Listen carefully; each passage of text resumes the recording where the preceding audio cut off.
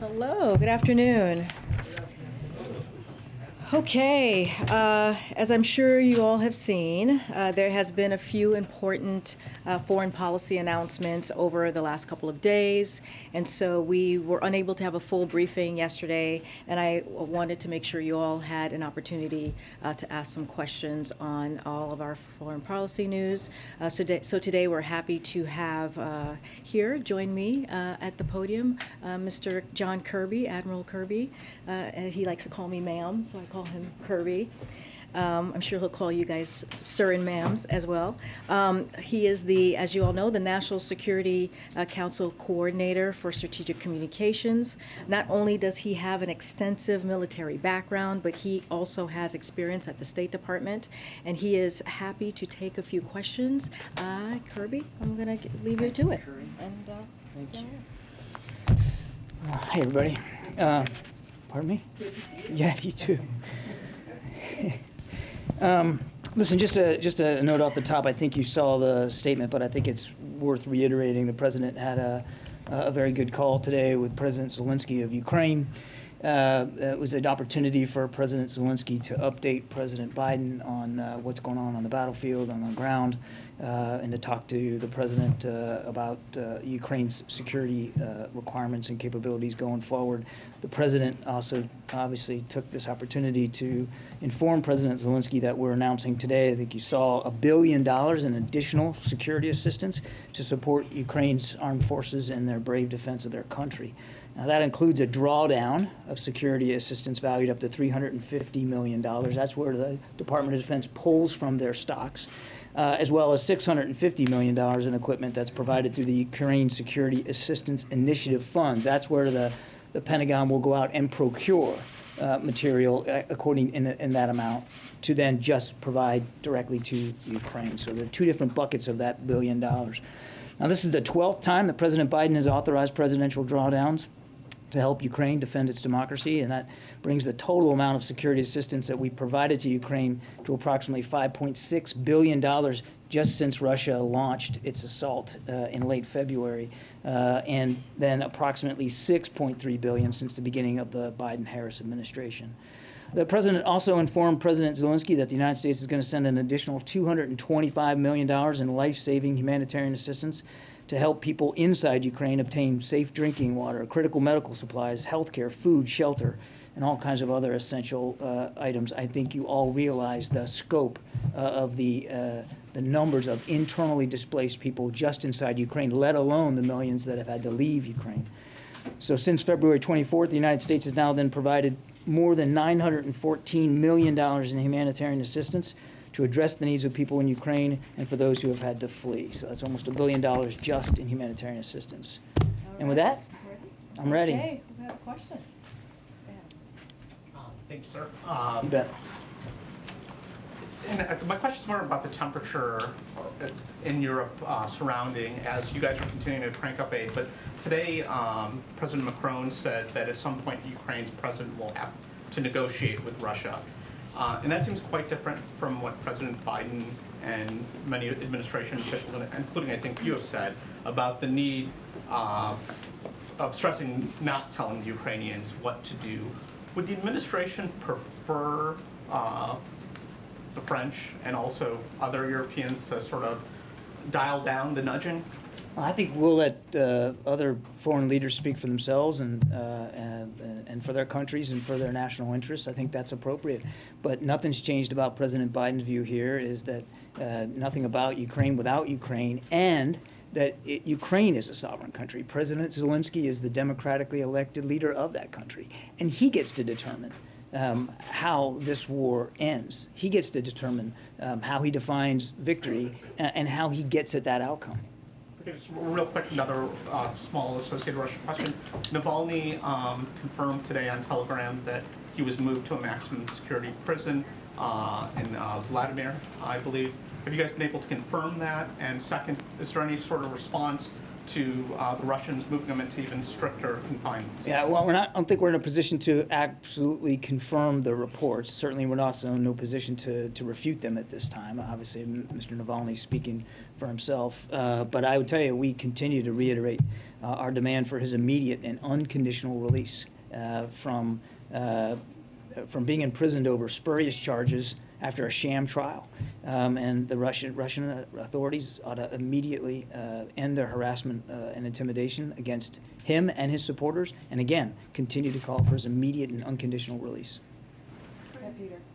I have a question about U.S. national security. How is it that you guys have determined that it's in the U.S. national security interest to ask Saudi Arabia to drill more oil instead of just letting oil companies drill more here in the U.S.? Well, I think you know, Peter, there's some 9,000 unused drilling permits here in the United States as well. Look, the oil production issue is a global issue, and OPEC plus 3 has already increased preset increases by more than 50% just for July and August, and we're grateful to Saudi Arabia's leadership on that. But we've never said that it's a national security interest that somebody has to pump more oil. And again, there's unused permits here in the United States. But as a national strategic issue, then how is it how much lower can we let the strategic petroleum reserves get before that becomes a problem? I think I would refer to the president's energy advisors on something like that, Peter. I don't know what the inventory is, but I do, remind, and I think you know this, the president did tap into the strategic oil reserves to try to relieve some of the pressure at the pump, and he'll use a range of tools available to him going forward. I think that's about the best I can do on that. Thanks, Karine. I have a Saudi question, but first, can you comment, or what does the White House have to say about these 2 Americans that have been captured, that were fighting alongside Ukrainian forces? They're missing. They are feared captured by the Russians. Yeah, can't confirm the reports, Caitlin. Just was made aware of them before I came out here. We'll do the best we can to monitor this and see what we can learn about it. Well, without getting into hypothetical, obviously, if it's true, we'll do everything we can to get them safely back home. I do think, however, that this is an important point in time to remind that we discourage Americans from going to Ukraine and fighting in Ukraine. It is a war zone. It's combat. And if you feel passionate about supporting Ukraine, there's any number of other ways to do that that are safer and just as effective. Ukraine is not the place for Americans to be traveling. And has the president been made aware of these reports? I'm not aware that the president has been made aware of it. I mean, it just broke, so I don't know. And my question on Saudi Arabia, why not have the president go there and just not meet with the Crown Prince? The president's going to Saudi for the GCC plus 3, to be honest. It's 9 states in the region. There's a big agenda there, Caitlin, on the Gulf Cooperation Council. It's counterterrorism, it's climate change. Certainly it's oil production, obviously is going to be on the agenda. And a big item on the agenda is the war in Yemen. We got a ceasefire now that's been in place for 2 months, got extended another 2. That's a big deal. That's thousands of lives now in Yemen. I understand there's a lot to talk about, but why, if the president won't even speak to the Crown Prince on the phone, why would he go and meet with him in person? Yeah, no, I was kind of getting there. So in addition to the GCC meeting, there'll be a series of bilateral discussions, as there are on the sidelines of all cooperation councils and summits. He will have a bilateral meeting with King Salman and King Salman's leadership team, and the Crown Prince is on that leadership team. So you can expect that he'll see the Crown Prince while he's there. But he could ask for the Crown Prince not to be in the room, given the CIA has concluded he authorized the murder of a reporter that lived in Virginia. He's going to have a series of bilateral discussions with the kings. The king and his leadership team. The Crown Prince is the defense minister of Saudi Arabia, and one would expect that he would need to be in the room for those meetings. John in the back. Trevor Honeycutt from Reuters. Just wanted to close the loop first on the meeting that President Biden had with Bolsonaro of Brazil last week. There's been some reporting that suggested that Biden told Bolsonaro that he would re-examine steel tariffs, Brazilian steel tariffs, and that Bolsonaro asked him for support in the October election against Lula.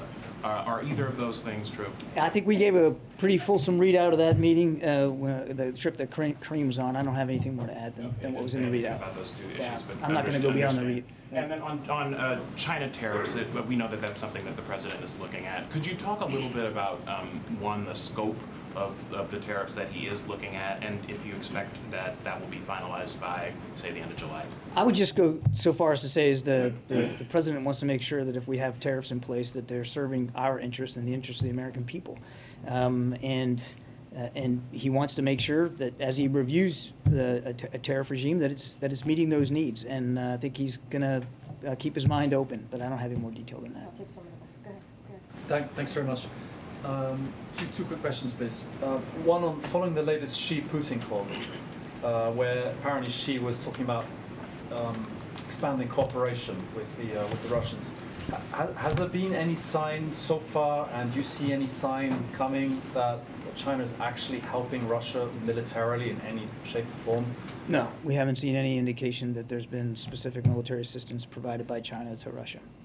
And the other question, could you give a little bit more on the president's comments yesterday about these grain silos being the plan to build grain silos on the borders of Ukraine? What's the time scale of that, and what's the scale of that, and how much difference would it make? Yeah, look, I think we're working real hard, not just with the leadership in Ukraine, but in the region, to try to relieve the pressure that has resulted from Mr. Putin literally weaponizing food. And so the president's looking at a range of options here to try to see if we can get grain out and into the market. And that's tricky business. That's not going to be easy. I mean, he's essentially got a blockade in the Black Sea where it's not going out by sea. So that doesn't leave you a whole lot of other options, and we're working through with the international community to do that. I don't have any additional information on options about temporary silos, but I can tell you that, again, the president's keeping an open mind here. He wants to do everything he can to try to get that grain to market. Nadia? Thank you. Hi, John. Despite your, I'm going back to Ukraine, despite your announcement today of the military aid to Ukraine, it seems that Europe is divided between two camps. We call it the peace camp, led by France and Germany, Italy, and the justice camp, led by Poland and others, which is basically some want Ukraine to negotiate and others want them to continue fighting. Where does the United States stand? And the fact that you keep supplying them with weapons, does that mean that you are with Poland and the Baltic states and others? The president's on the side of the people of Ukraine. And he wants to make sure that we're doing everything we can to help Ukraine's armed forces succeed on the battlefield, and to give them, if and when this gets to a negotiation, that they have the leverage and the position they need in that. But ultimately, Nadia, that's going to be up to Mr. Zelensky to determine. He is the democratically elected leader of a sovereign state, and their sovereignty is what's at risk right now. And he wants to make sure that that sovereignty is preserved, that they get to decide what that looks like. I want to ask you about sort of ongoing question of an investigation around the death of Sharina Blackley, the Al Jazeera journalist and U.S. citizen. Yeah. I know that Secretary of State Antony Blinken said last week that he would look for an independent investigation, and I was wondering if you all could explain what type of investigation this administration wants. I know a number of news outlets, Washington Post, CNN, AP have come out for their investigations, and then also we've seen Mitt Romney and I believe it was John Ossoff write a letter to the administration calling for an investigation. So what type of investigation would you want? What does an independent investigation mean? Well, what we want is obviously for this to be fully investigated, and if there needs to be accountability had at the end of that investigation. We've called for thorough, complete, transparent investigations into her death, and we're going to be watching this very, very closely. I don't have any additional details on what an independent investigation would look like. I just don't have that for you today. But I don't want you to walk away thinking that we don't want this fully investigated, and for that investigation to be thorough and transparent. Is it something the president intends to discuss on his trip? I mean, he is going to 2 countries, as Caitlin mentioned, where journalists have recently been killed, and there has been a lot of public outcry. And I know you all talk a lot here about press freedoms, and I'm sure we all appreciate it, but I'm just curious how that's going to come up, both in Israel and Saudi It means a Arabia. lot to President Biden, press freedom. And I won't get ahead of the president's specific discussions on this trip. I can just tell you that his foreign policy is really rooted in values. Values like freedom of the press, values like human rights, civil rights, and he's not going to be bashful about raising those issues with any foreign leader anywhere in the world. Okay, last two, Justin, and then Ed. Thanks. I want to ask you about Turkish President Erdogan today said that his concerns about Sweden and Finland joining NATO have not been assuaged. So how much less optimistic are you now that accession talks might begin before this month's summit in Madrid? And does the U.S. plan to get more directly involved to try and resolve that dispute? We're still optimistic that that these issues will be able to be worked out and that Finland and Sweden will be able to join NATO. Now, I couldn't give you a date certain here and a time, but I think we're still optimistic that they'll be able to work this out. And we know that both countries are working directly with Turkey to try to address those concerns. And I think we think at this point it's better left for them as sovereign nations to do that. All right, Ed, last question. On Ukraine, and welcome to the room. And going back first to, you talked about food and how it's being weaponized by Putin in Ukraine, and that there are U.S. officials starting to discuss how to get grain and whatnot out of Ukraine and to the areas of the world that need it. Big area of the world that needs it also happens to be countries that will be at that conference in Saudi Arabia and OPEC producing countries. Yeah.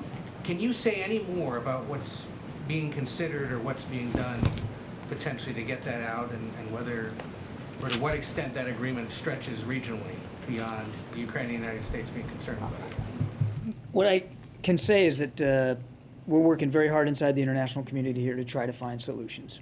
And, you know, you've heard us talk about this quite some time, and I talked about it even from my previous perch at the Pentagon. It's difficult to do when you're talking about a country that's at war. I mean, and we've already seen the ability of the Russians to strike long-range targets all the way to the west of in the country. So this has to be, everybody understands the sense of urgency here and the importance of it. But there also has to be some very careful thought put into how you're going to do this. And you're going to have international cooperation and support to do it, particularly if you're looking at ground routes. So while I don't have a specific plan to brief you today or a set of options here, I can assure you that, again, the President's keeping an open mind. He's working directly with his interlocutors around the world to try to find ways to get this grain to market. We all understand how important it is.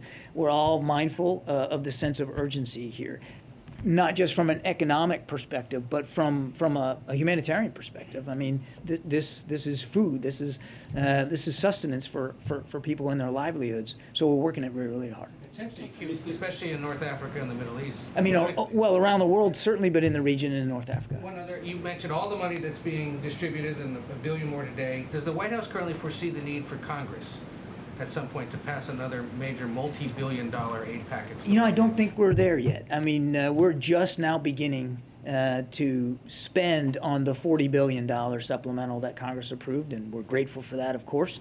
You will see additional packages coming on a fairly routine basis here, and we want to meter it out so that we're in lockstep with the Ukrainians and where they are on the battlefield and what they need in real time. That's why conversations like today with President Zelensky are so important. The contact group that Secretary Austin is hosting right now in Brussels, 50 some odd nations also putting forward other materials for security assistance. But you need to do it because it's a war and it's active combat and it changes from day to day. You kind of need to do it in almost real time. So we're going to meter these out over time so that we're appropriately meeting what Ukraine needs. And right now, I just don't think we're at a stage where we think we need to go back for more at this But time. in terms of that $40 billion, none of it's been spent yet? Or Well, we just announced that this billion is coming right out of that. Yes, sir. That's also part of it. Yes, sir.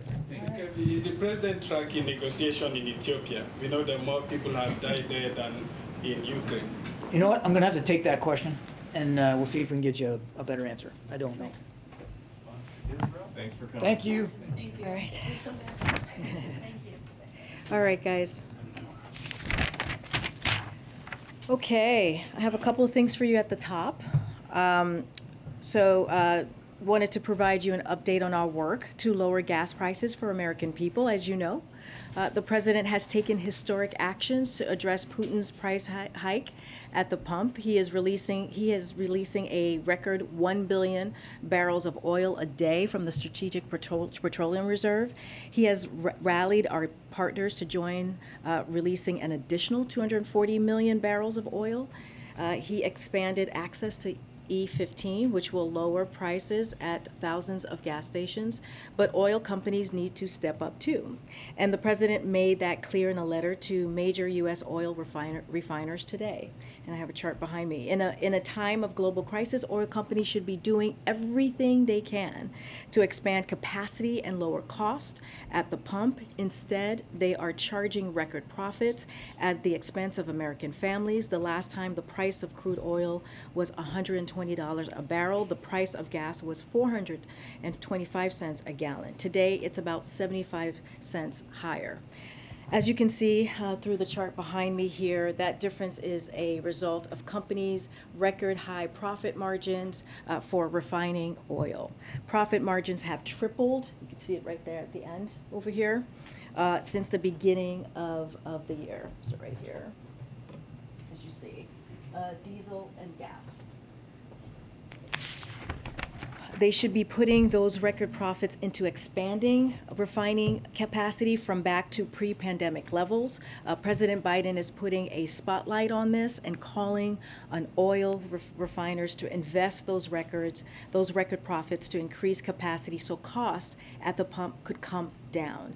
He is signaling that he is prepared to use any emergency tools he has, but these companies have a responsibility to step up too. We are focused on getting to solutions. We are also closely monitoring the extreme heat conditions impacting many Americans across the country, and the president has been briefed regularly, including today. Federal agencies are working with state and local partners to provide clear, accessible, and timely information on extreme heat and how people can protect themselves. We are also protecting workers, including through a new administration initiative to proactively inspect over 70 high-risk industries in areas under a heat warning or advisory. Our team is also in contact with the Department of Interior on the horrific and catastrophic floods at Yellowstone National Park, and the president was briefed about this as well today. We are grateful for the brave and swift work of federal and state first responders to help get people in Yellowstone National Park and in surrounding communities to safety. We know the impacts of extreme weather are intensifying, and no one is immune from climate change, as you hear us talk about for this past year and a half.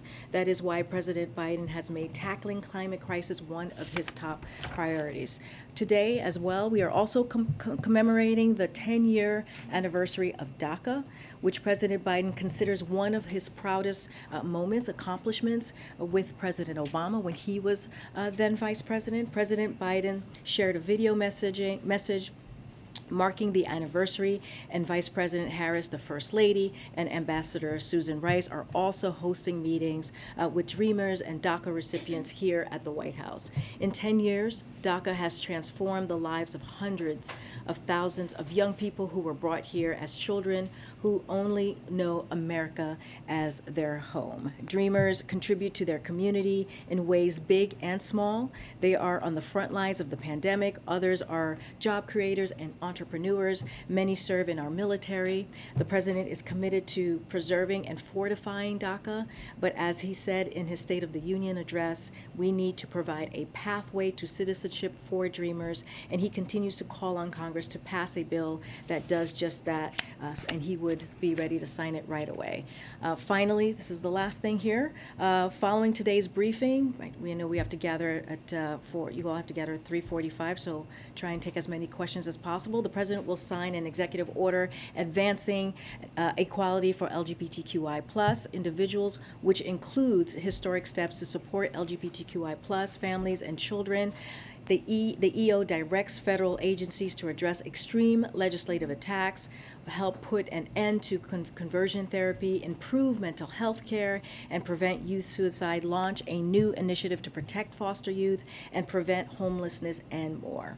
These are historic actions that build on the progress we have made advancing equality for LGBTQI+ Americans and people around the world, but the federal government can and must do more. It's critically by Congress passing the Equality Act. The president will renew his call call for Congress to send a bill to his desk. And with that, Amr, you want to take this? Yes. Fed officials expect the unemployment rate will rise to 3.9% next year as they move to lower inflation. Does the White House think slightly higher unemployment is an acceptable trade-off to fix inflation? So, I mean, here's the reality that we're in, and the facts are we brought unemployment down below 4%. You've heard most recently at 3.6, 4 years faster than forecasters thought was possible before we passed the American Rescue Plan, which was over a year ago, back in last April of 2021. Part of that means a transition over the course of the next year. We have added an average of more than 400,000 jobs per month in recent months to something closer, like a cool down, if you will, to the range of 150,000 jobs per month. That would be consistent with the unemployment rate as low as it is now with the 3.6. That will be a good thing and a sign of a healthy economy and also a transition as we are headed towards. Let me just call people I haven't called on yet. Go ahead. Thanks, Karine. In the letter from the president to the oil refiners, he said they need to work with the administration to bring about a near-term solution. Is there an or else in there from the president? Is there some way that the administration plans to try to hold these companies accountable? You use the word responsibility in your message at the top here. We see it as a patriotic duty, as we've talked about. There's war happening right now in Ukraine that was caused by Russia, which is why we're seeing these hikes in gas prices, especially since Russia has started amassing troops on the border. We've seen a $2 increase of gas prices. So we know where to put the blame on the war, but oil companies, oil refineries, they have responsibility too. What they have been doing is taking advantage of the war, and as I showed earlier, they have tripled their income, and so this is a problem. But what we're trying to do by putting out the letter, we are saying, hey, we need you to act. It is time to act. We want to have a conversation. We want to come to a solution.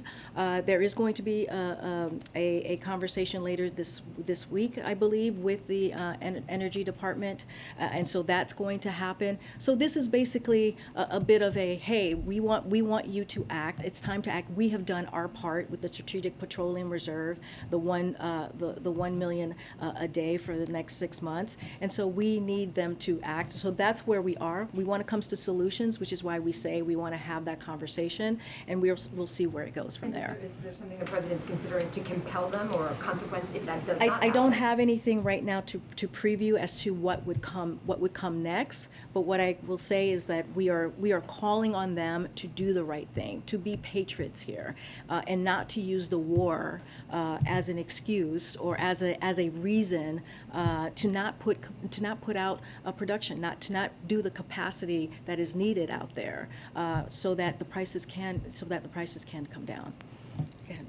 Go ahead. Actually, I probably should have called somebody who I haven't called on, but go ahead. Just very quickly, Really quickly. Atlanta Fed economic forecast puts real GDP growth for the second quarter at 0.0% now, with the United States potentially on the knife's edge of a 70s style stagflationary kind of period.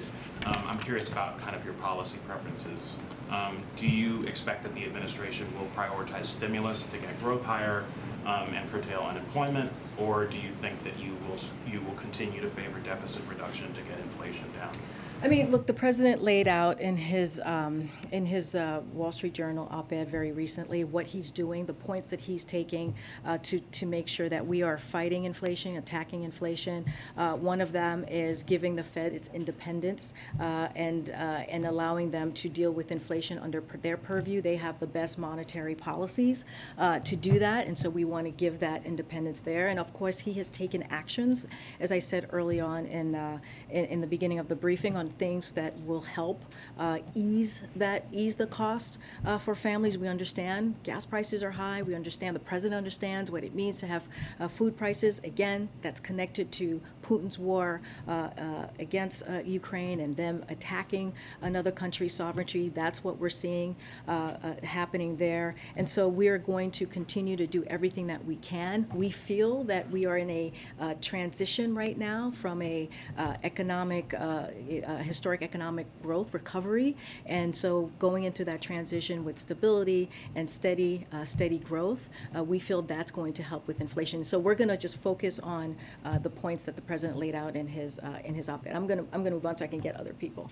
It's okay. Oh, Go you ahead. sure? I'm fine. Yeah. Oh my gosh. Okay, let me get. I'm going to get you, and then I'll start moving around so I can be done with the first row. Are there other industries that you think need to step up in a patriotic fashion to try to help reduce inflation or costs for Americans? So there's not a list that I have right now for you. Right now, we want to focus on the oil refinery, which is why we put out the letter today or yesterday. I'm losing my track of time. And so we see that as an important first step in making sure that the oil refineries are doing their part, again, patriotic duty, in making sure that they're putting out capacity and they're not taking advantage of a war that is hurting the American public. And so we're going to have a conversation. We're going to get to a solution and move this forward. The president often talks about being a capitalist, and obviously market forces drive a lot of that. So how would he find the balance between trying to encourage them to do more without looking like he is trying to move a sector of the private industry? I mean, look, the facts are the facts, Kelly-O. What we have seen is they are not, their capacity is not there. And from the chart, they are using this moment of war where the American families are feeling the high costs with food and gas. I mean, that is not a patriotic thing to do, and the president has the right to call them out. And so he's using his perch. He's using this opportunity that he has to make sure that he always said he's going to use every lever that he can to make sure he's delivering for the American people, and that's what he's going to try and do at this point. Thank you. Yeah. Progressives in Congress are calling for the passage of a windfall profits tax targeting the oil and gas sector. What's the president's position on that? I don't have a position for you to share at this time on that. To oil analysts, they say that one thing we all want to be concerned about is the prospect of a hurricane hitting refineries on the Gulf Coast. Are you aware of any steps the administration is taking now to guard against that possibility? I don't have anything on hurricane at this moment, like what we're going to do to take steps on hurricane and oil refinery. I'm happy to check in with the team and get back to you to see if there is a plan in place, but I don't have anything for you at this time. One more quick thing. Sure. The country's refineries are aging. A major refinery really hasn't been built in this country since the late 1970s. If one were to be proposed, would the president support the construction of a new refinery or oppose it? That one, I've not seen any of that reporting, and that is not something that I can confirm from the podium at this time. Okay. Do you want to go, Andrew? Thanks. Just to try one more time on the refinery issue. Yeah. In the letter, the president said that he's prepared to use all reasonable and appropriate federal government tools and emergency authorities to increase refining capacity.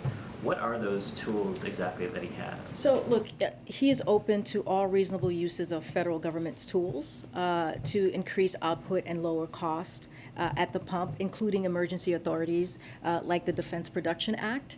Already the president has demonstrated his willingness to use that emergency powers to lower costs for families. As I've mentioned, the Strategic Petroleum Reserve, as we're using right now, to get oil every day, to make sure we're doing everything we can to lower costs. The ethanol 15, the homegrown biofuels that is going to help many families across the country, including in the Midwest. So that's a way that the president has acted.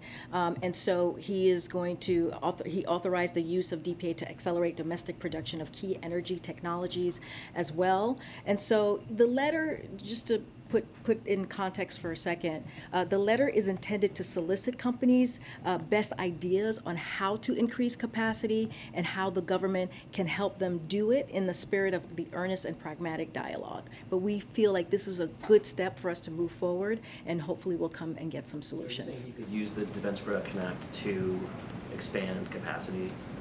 Well, I don't have anything to share in specifically how we would use the DPA, but we're saying that the president has used it before, and he's willing to do that again. But the first step that he wants to do is make sure to have the conversation and hear ideas, right, from the oil refineries, how we can be helpful to them to actually get more capacity out. I'll take like two more. I'll take two more. Go ahead. Thanks very much. We're just about to go into a Pride event, obviously. So we know that Saudi officials have been seizing rainbow-coloured toys and clothing as part of an apparent crackdown on homosexuality in the country there. That's according to state-run media. I wonder what the White House response is to that, given that the president's about to set up his Pride credentials in the next event. So I have not seen that reporting, but what I can say globally, we work around the globe to protect LGBTQI+ persons from violence and abuse, criminalization, discrimination, and stigma, and empower local LGBTQI+ movements and persons. We do this through bilateral and multilateral channels, raising official concerns with governments, both principal and privately, coordinating our efforts with like-minded countries, and offering emergency assistance to LGBTQI+ persons at risk. Through our foreign assistance programming, we support civil society in providing LGBTQI+ individuals and communities with tools and resources to prevent, mitigate, and recover from violence, discrimination, and stigma. We see human rights as being universal. I'm going to take one last more. Well, I'm going to take one last one. Go ahead, Ben. Okay. Jamal Khashoggi's fiance said today she was, quote, very disappointed President Biden plans to meet with Saudi Crown Prince Mohammed bin Salman. She said in a message to the president, quote, if you have to put oil over principles and expediency over values, can you at least ask where is Jamal's body? And quote, what happened to his killers? So will President Biden ask the Crown Prince these questions? First I want to say, just hearing that, it's devastating, right? It is Jamal Khashoggi's widow, and so clearly our hearts go out to her and the pain that she's currently going through. When it comes to human rights, this is not something, the president is a straight shooter.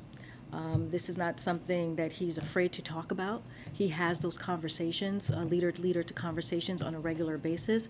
I cannot read out right now or lay out what the agenda is going to be or what the conversations are going to be, but I can assure you that when it comes to human rights, this is something that is a priority for this president. I just laid out how, at the end of talking about the LGBTQI+ community, how human rights is universal, and that is very, very true in many ways.